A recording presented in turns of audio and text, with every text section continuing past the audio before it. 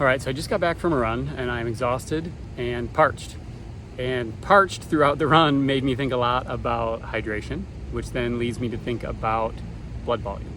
And this is a conversation we have constantly in the office, always talking about how people are diagnosed with POTS, but then given kind of a pretty rote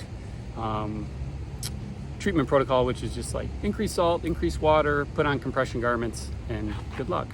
And I think that if we understand volume expansion and actual blood volume a little bit better, we can do more. And so there are 3 receptor types that I think are really important when we think about blood volume and how it shifts around the body. Because number 1, it's extremely tightly regulated.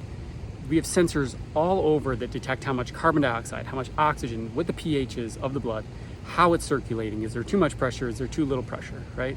All these things are happening at one time. They're integrated together, and we have multiple organs that are able to step in and modulate this to keep it on a very tight regulation. So if it's not tightly regulated, then it tells us that we have a problem with the way these things are either being received or the way they're being translated and interpreted in the brain and altering motoric output. So the 3 receptors we want to pay attention to, we can think about as low volume receptors, where they're detecting if blood flow is decreasing. These are more arterial types of baroreceptors.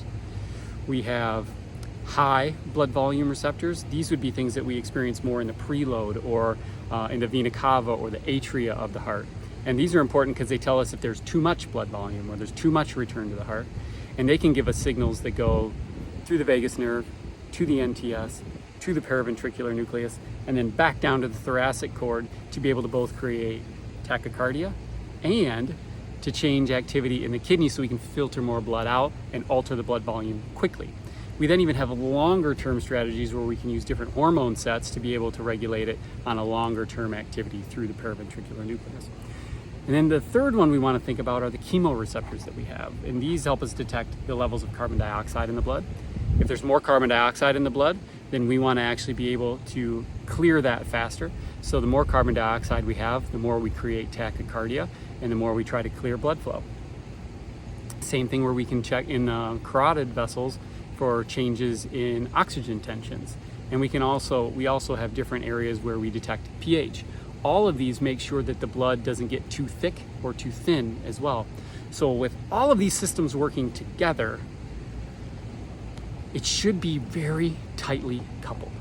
So if it's not, we have to look at where the problem is. And a lot of times when we measure it, we can see there's a paradox between how these different sensors are working compared to how they should be working. So something to think about, something to chew on. I hope it helps.